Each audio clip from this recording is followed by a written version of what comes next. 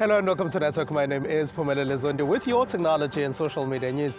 Remember that we are on SABC Network now. That's on Facebook, Twitter and Instagram. It's News Network at sabc.co.za on email. This week our poll on X is asking you if you think technology can assist in the fight against the gender-based violence. This as we are right in the middle of 16 days of no violence against women and children. Results of that are coming up later in the program. Firstly, here's what's coming up in this particular episode.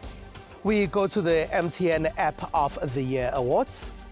We find out how a lot of brands know that you are at the mall once you've entered, hence that advertising that they give to you. And in our conversation, we chat about how you can keep yourself safe when you are online, as we are right in the middle of a Cyber Monday and Black Friday weekend. The MTN App of the Year Awards took place recently, and there was a special focus on an app that is assisting in the fight against women and children. It's Iris. We've told you about this app here before. And the overall winner for the MTN Business App of the Year Awards 2023 is Kina Health.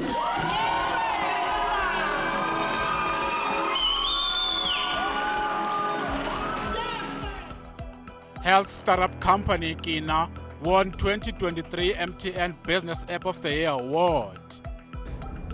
Kina Health exists to try and get healthcare to those South Africans who can't afford quality healthcare because it's just too expensive. This award is incredible. I mean, MTN, one of the biggest, most well-known companies in the country, is going to be saying that we're the #1 app out there. The app aims to lower the cost of access to quality private healthcare by giving patients access to a doctor, nurse, or mental health professional. Provide a telemedicine solution where you can talk to a nurse, a doctor, and a mental health practitioner. Basically, you're trying to bridge the divide in terms of providing healthcare services. We have a country that has a big disparity in terms of provision of healthcare, and we're trying to make sure that healthcare access is affordable at a great quality. This year's Best Consumer Solution Award went to Discovery Bank. This cross-industry award is voted for by the public and based on their everyday use and consumer experience of the app. To me, I think the main thing is what the bank stands for. We are a bank which is we're very customer-centric. All solutions that we provide, it's not just for us. We don't design for us, we design for our customers. As an example, what we've done, we've integrated all the Discovery products, we've integrated that into the app, so the bank becomes your front end to the Discovery. So we've created an ecosystem through the bank app. So what it does, it just provides a seamless customer experience. As a customer, you've got your bank on mobile, you don't have to go to the branch. MTN says the contest has demonstrated the resilience and innovative spirit of South Africa's app developers who have fought throughout tough economic times. The aspiration and the dream of seeing them grow has always been there. They will not all grow at the same time, they will not grow at the same pace. However, if we can get a few apps coming out of a particular year and these apps become successful and these apps become household brands, that we celebrate that. It doesn't have to be all of them, and we are seeing them do that. From the videos, from the testimonials that we're seeing, we are seeing apps that come out as prototypes. They come in as a prototype and you give it 3 years, you give it 4 years, and you find that there is great value behind that app. The awards also showcase the vast talent in entrepreneurial spirit, coding, and development in South Africa. We have an app academy, and in this app academy we can get as high as 6,000 learners in a year. 6,000 learners who never had an opportunity to learn how to code, 6,000 learners who have an aspiration of being a developer or a coder, and we impact them by giving them the skill to be able to develop and to code. Furthermore to that, we give them an opportunity to work on problem statements that are defined by MTN. We define the problem statements with our clients, we look at what our clients need, we invite these developers to then develop a meaningful solution with the skill that we have taught them. And out of that, it just creates access to the clients that MTN has, because they can then go knock on doors and sell the solution that they've developed out of this platform. As the country observes 16 days of activism for no violence against women and children, the IRIS app won in the most innovative solution category. The app enables users to indicate how safe or unsafe they feel in their current surroundings through the use of the 4 safety status modes. It initially started off as a GPV app, but because of its functionality, it ended up being the ultimate personal safety companion. So it's a typical personal safety app, and it's good for everybody. This year, the MTN Business App of the Year Awards attracted just over 1,000 entries, with many of the entered apps focused on solving societal and business problems. You probably have started spending money on those Black Friday deals, as that was yesterday, but Cyber Monday is also coming up this week. But online scammers are always there too. Here's how you can keep safe. South African shoppers went online to purchase holiday gifts and score Black Friday deals they once crowded into malls to grab.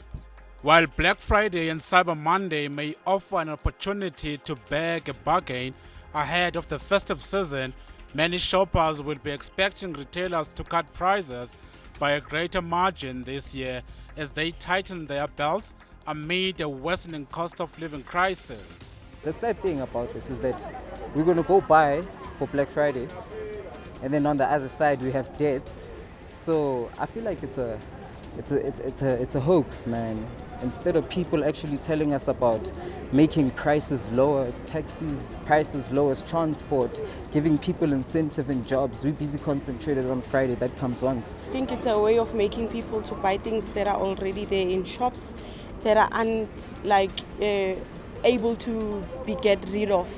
So they make them available for people on things like Black Friday to allow them or make them believe those products are affordable for that time. It's the same price that has been used all this time. People do save money to spend on Black Friday, but they don't realize they're actually paying the same price they would have paid last month if there was a special. But now, just because it's Black Friday, they think it's cheaper. Actually, it's the same price. So, to win early sales, retailers offered deals on their websites on Thursday and then cut prices early on Friday, known as Black Friday, to attract shoppers. Look for verified sites. I mean, again, certain platforms, certain brands that we know very well. If it's not a platform that you're familiar with, do a bit of research. Check online, see what other people have said about the site. Try to contact the individual. Try to get information about where they are. Compared to a few years ago, experts say Black Friday this year, which also happens to fall a day or few before most people get paid, will not get off any fireworks. So I think this is a great time, even in times of tightness, times of economic hardship. Retailers want to make sure they spend their money more effectively and target their audience. And consumers now have an opportunity to be a bit more, what's the word I'm looking for, selective. But you have to be where they are, and they are on social media. Experts also note that events like Cyber Monday are a perfect opportunity for cyber criminals to flood inboxes with special offers that don't exist, leading shoppers to fake websites where shoppers happily disclose their bank details. Be smart, be wise, listen to your inner voice. If there's something doesn't seem right, then don't do it. I mean, I've done this where you look at a platform, you think, oh, I love this shirt, and I try to go and see things like, where is the website? If something doesn't feel right, I'd rather err on the side of caution. Same way as when you're walking down the street and you look and you see that road doesn't look so nice, don't go down that road. The same thing digitally. Use your inner smarts the same way you would in the physical space. With the biggest shopping period of the year about to kick off, those in the industry say consumers must remain vigilant and exercise good judgment when it comes to spending their money. When you are in a mall, you'd sometimes realize that there's targeted advertising that goes straight to your mobile device, telling you about some of the shops that exist in the mall that you might be interested in. Our next insert tells us about how they actually do this. The widespread adoption of mobile devices has ushered in a new era of customer engagement. Mobile devices can collect and provide retailers with huge amounts of information to personalize their messaging based on consumer behavior, preferences, and unique interests. Account executive at Infobip, Marcus Zerke, says hyper-personalization and direct communication are paramount to connect with consumers on a deeper level. When we look at the type and amount of data that our mobile devices collect from us on a daily basis, these retailers or banks or whatever other, institution that is receiving this can go ahead and very cleverly manipulate and anticipate this data to better offer you suggestions on what either to purchase or buying considerations to make. The retail industry has witnessed a remarkable transformation in recent years due to the emergence of mobile commerce. This paradigm shift has changed how companies engage with their customers and effectively drive sales.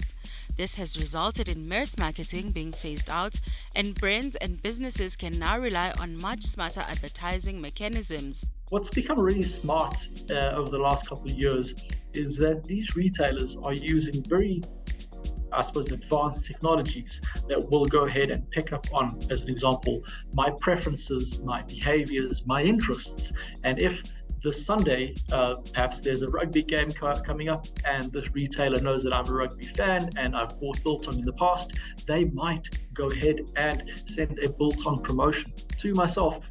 As businesses are leveraging on this trend and are reshaping their strategies to connect with consumers, the question is, was the Protection of Personal Information Act followed while the data was being collected?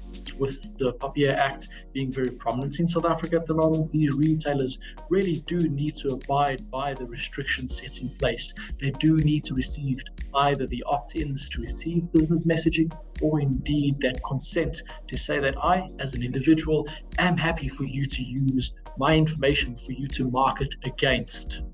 This is something, again, very important that we see retailers need to take into consideration. And of course, without these retailers abiding to these restrictions, they can face very heavy penalties and fines. The Act doesn't allow buying or selling of electronic information. So in that context, it's very important to remember that data that's collected, particularly data that is collected for the purposes of sales, so what we would call data brokers, where they track your movements or they specifically approach companies who have a website. So let's say, let's use an e-commerce company. You have an e-commerce company and now Faith has a company that says, actually, can I pay you X amount a month and I want to track the movements of the people on your website and seeing what they buy and what they look at and what they're interested in. And these data brokers then take that information, use data analytics, and then be able to either sell it or use it for their own purposes. Govinda added that there are pros and cons with the growth of mobile commerce and that it's convenient and direct to a person's needs, but it's not always that you have given permission for your information to be tracked. So sometimes what also happens with certain applications or an app on your phone might require you to put your location on. So apps oftentimes run in the background.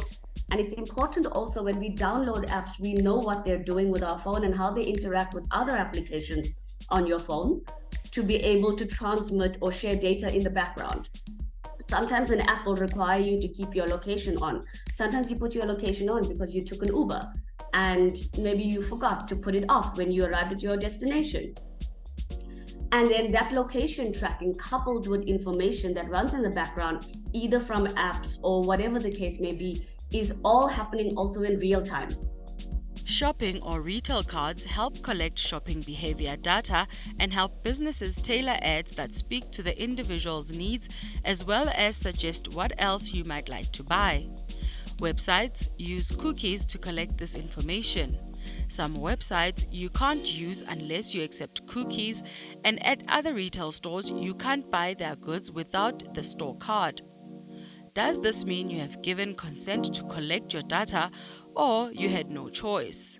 After the break, we'll have that conversation about Cyber Monday and Black Friday and how you can keep yourself safe, and especially on email. Just don't click on that link, but we'll have that conversation just after this. SABC Network on Facebook, Twitter, and Instagram.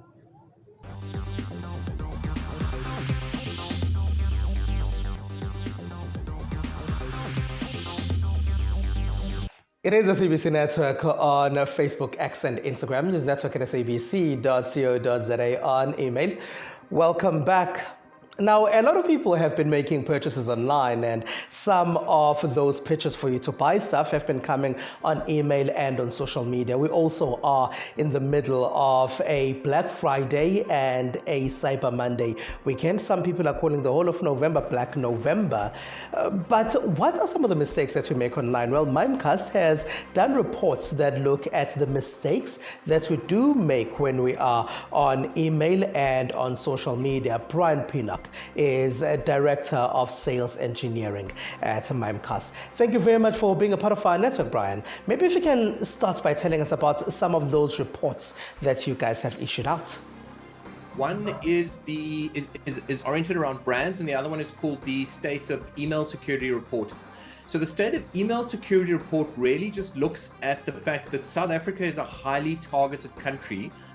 You can speculate as to why, but from a Mimecast perspective, we see that South Africa receives about 20% of global attacks are targeted at South Africa. And if you think about it, South Africa, we're a pretty substantial economy in Africa, but globally, we're certainly not 20% of the world's population or 20% of the world's economy. So the fact that cyber criminals are targeting us says something. And definitely it's the types of what we call them attack vectors. It's basically the way that the cyber criminals get to us. Is primarily through email, and the second most highly targeted area is social media, primarily those kind of social media instant messaging apps like things like WhatsApp, Signal, those kinds of things. And what mistakes would you say that we are making then? I think the mistake that we make is we assume that we're going to be in a solid state of mind and be able to kind of approach these things logically, whereas the reality is you're normally distracted, you're normally doing your day job, you're working, you focus on other things, and you get this thing and it immediately tugs on your emotions and you respond emotionally. And the trick is to pull yourself back and get back into that sort of rational frame of mind and look at things very, very critically, and that's quite difficult to do. So you get this good Cyber Monday deal as Cyber Monday is coming up, and then it takes you to a site. What happens when you get there? More often than not, when you get to a site, though, nothing has actually happened. That's not always the case. Sometimes that site can directly infect your device, if it's a phone or your PC or laptop, those sorts of things. What they're trying to do at that point, though, is either try and get you to buy something that doesn't exist. So they're trying to get credit card information, and there's various ways that they do that. Or they're trying to get hold of your login information, either your banking login information or your works login information, those kind of things, because all of these things have value.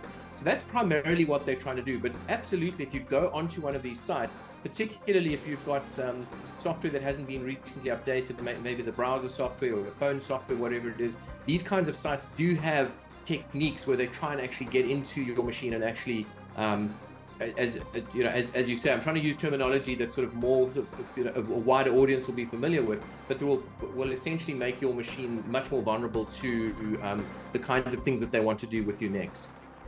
Let's say I've been scammed already, or I have just been scammed. Is there anything I can do to protect myself? I think there's a number of things that you can do in that instance.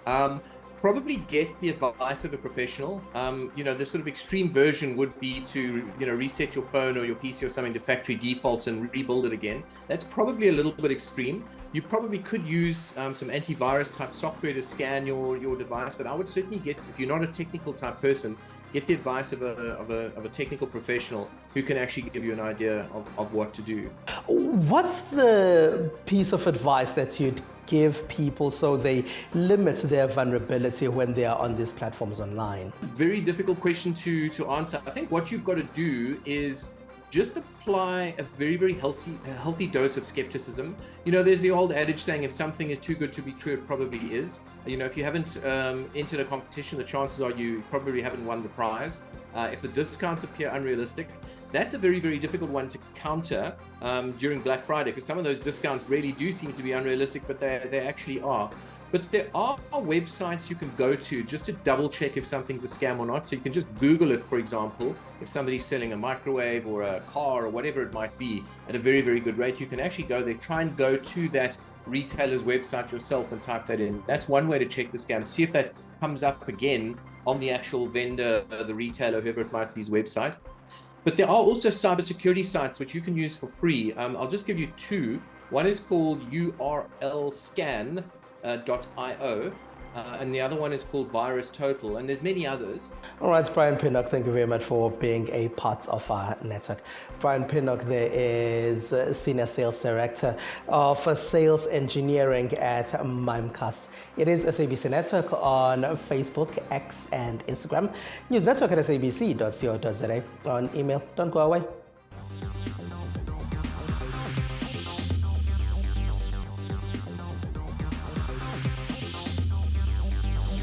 Welcome back. Here's what else took place in the rest of the world in the tech space. Companies and entrepreneurs recently displayed new security technologies which could help ensure the smooth running of the Paris 2024 Olympic Games at the 2023 Millipore Fair.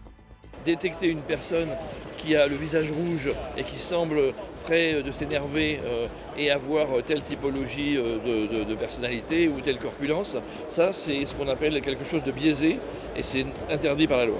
Ce qui est autorisé par la loi, c'est effectivement une application parmi les 8 qu'on peut citer, le nombre de personnes, le mouvement de foule, l'objet abandonné, le contresens, la personne qui tombe dans la foule, la fumée au-dessus de la foule. Voilà, je ne les ai pas toutes par cœur, mais voilà, le genre de situations sont des situations neutres qui peuvent effectivement se produire et qui peuvent refléter une certaine sévérité. A major potential threat for the French Ministry of the Interior and the Ministry of the Armed Forces is drones. French police is already equipped with guns capable of jamming Wi-Fi or GPS signal between a drone and its remote control. Such guns can intercept drones at an altitude of around 1,000 meters. And now in Australia, the country will give cyber health checks for small businesses, increase cyber law enforcement funding, and introduce mandatory reporting of ransomware attacks under a security overhaul after a spate of attacks last week. Today, the Albanese government launches a game-changing cybersecurity strategy that will help us keep our citizens safe and secure in the face of what is the fastest-growing national security threat that we face. If we have learned anything in the last year in this country, it is that we cannot continue as we have. We can't have a situation where we've got data flying around the country, where we've got critical infrastructure starting to fail, where we've got small business and citizens who are consistently telling us that they feel vulnerable and unable to cope with the cyber threats themselves. Because we know that as bad as the cyber environment is for us right now, we have reason to believe that things are going to get worse and that we are going to face increasing risk. We know that because we see technological change creating new opportunities for cybersecurity threats. We know that because the Internet of Things is going to bring billions more devices online by 2030. And we know that because we are in a geopolitical environment that is the most challenging that Australia has faced since the Second World War. That's why we need a better way of managing this problem, and that's what today's cyber strategy is about. Cybercrime reports in Australia jumped by nearly a quarter in the year to June, with the average cost to victims up 14%, the Australian Cybersecurity Centre said in a report this month, which noted a new defence agreement with the US and Britain had made the country a bigger target. And now in the United Kingdom. A new study supports the weird idea that we are all living in a computer simulation, a theory that could have implications for science and technology, according to physicists at the University of Portsmouth. I want to paraphrase Morpheus from Matrix, but he said, what is real in the movie at the very beginning, before taking the red pill. What is real, is just electrical signals that are being fed to our brain through our perception. And we decode them and we construct the reality around us, images, sound, perception of touching things and, the smell, all the senses that we have, they are just electrical signals that are being decoded by our brains, which are, what is this? Is a biological computer. There's nothing more. Dr. Vobson's previous research suggests that information is the fundamental building block of the universe and has physical mass and should be regarded as the fifth state of matter.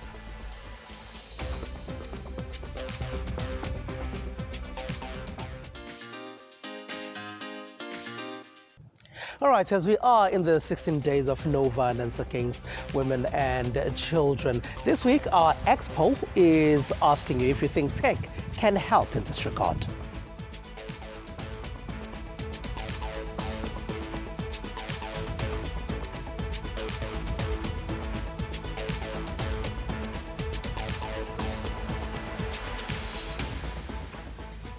And that's it. That's all we have for you. Find us on SABC Network, on Facebook, Twitter, and Instagram at News Network at sabc.co.za, on email. From me, Spumela Lezondi, and the rest of the network team. Have a good one. Bye-bye.